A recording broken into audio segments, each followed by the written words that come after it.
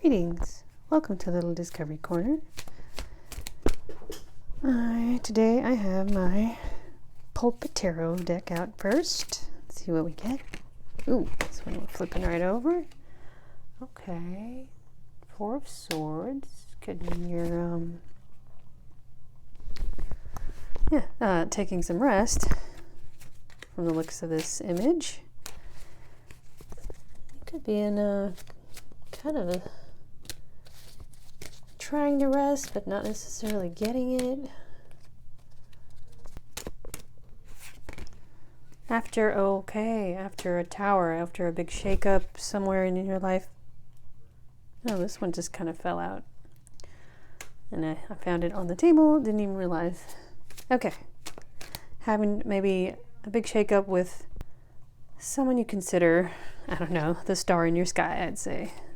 Perhaps this feminine energy who's balanced themselves out, and you're kind of like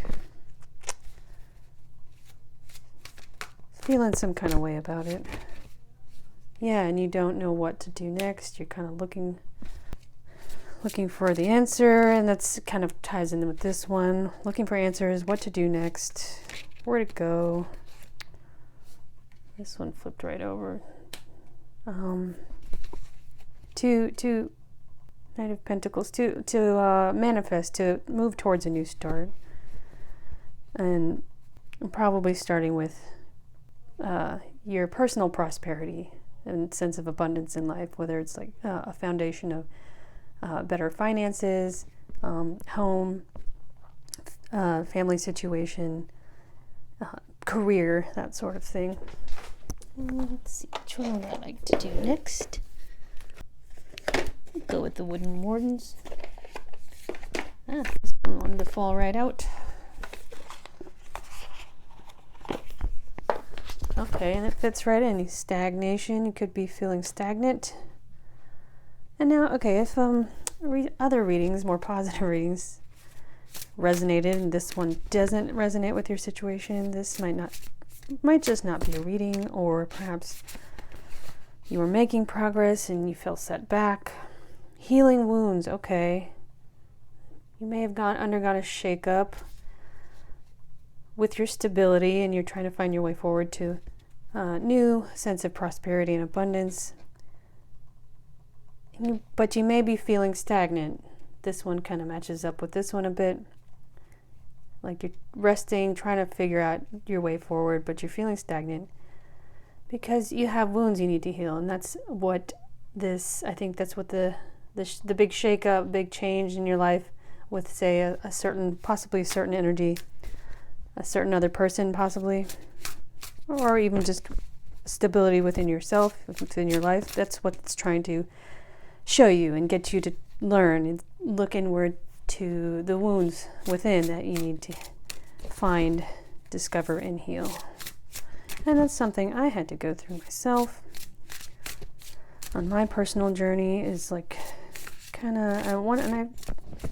every like few days or a couple of weeks or so, I discover like a new wound that I had to, even going all the way back to childhood, that I had to acknowledge and like examine so I could process and release.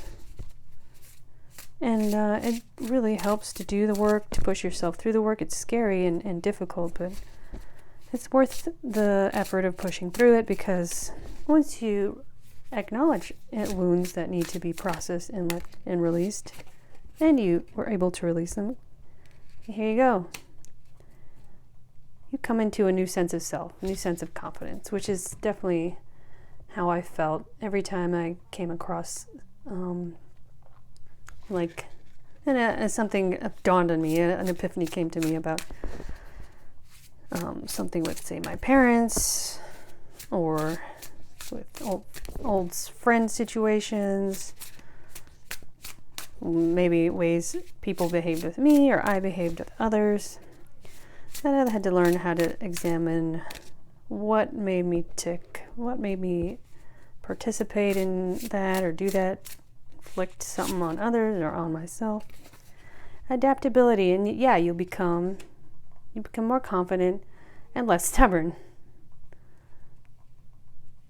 and able to, move through challenges with a stronger foundation. And a badger, the black and white, it definitely makes me think of finding balance, which ties right in with the star too. Confidence, greater stability. Like pumpkins, I think, they're almost impossible to get through. Like it's a lot of work to puncture them, right? When you have any sense of confidence after healing your own wounds, it's harder for external forces to shake up your sense of self, trigger you. Okay. Oh, I meant to grab another tarot deck, but I grabbed this higher self, so I'll go with it.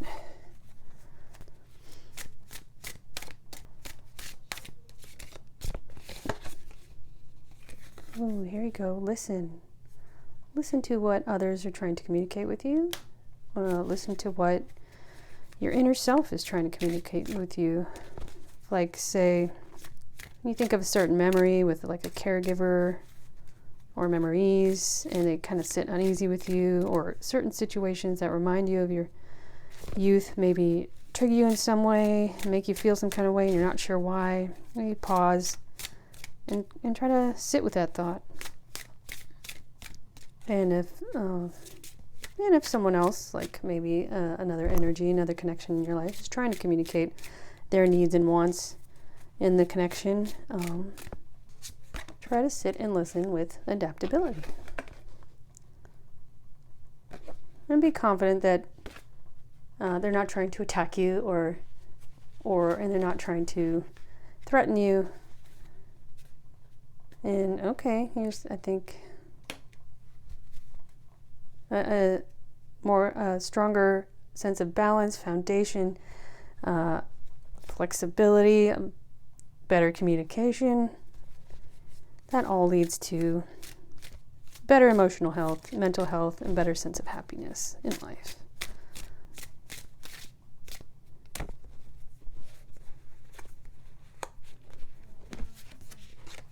Dreams. All right, pay attention if you're having dreams. Interesting things happening in your dreams. I try to keep a journal. Like sometimes even if I wake up, I keep like a document on my phone. So if I wake up in the middle of the night and it's fresh in my mind, I'll grab my phone and scribble down whatever details I can remember. And I might try to, if I have the energy, I might try to do a quick interpretation and think about it more in the morning. And your dreams can certainly tell you things about your psyche, whether you believe they are messages from spirit or just from your subconscious. That's funny. Okay, instead of another tarot deck, I went for yet another oracle deck. This is the blocking you. Oh, too passive. Take the initiative to meet someone and keep the passion ignited. Okay. Don't be shy. If you want to say, create a solid new foundation by listening and being flexible and understanding to create new happiness, don't be too passive. Make a bold move. Don't be creepy or weird or aggressive or anything. Just make a bold move. Give your too attached. Give your partner breathing room. Being too needy drives them away. Okay, all right. That one could be.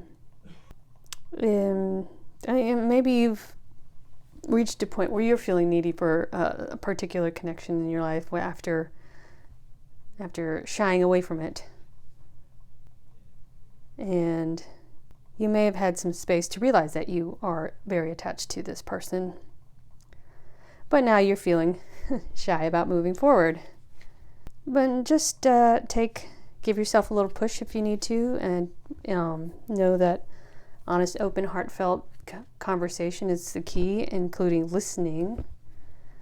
And if you've done the inner work to work on healing your wounds, to get out of a sense of stagnation, build new confidence and sense of adaptability and good communication by listening, then you understand that all that is the key to happiness, like a solid foundation within yourself, emotionally, mentally, spiritually.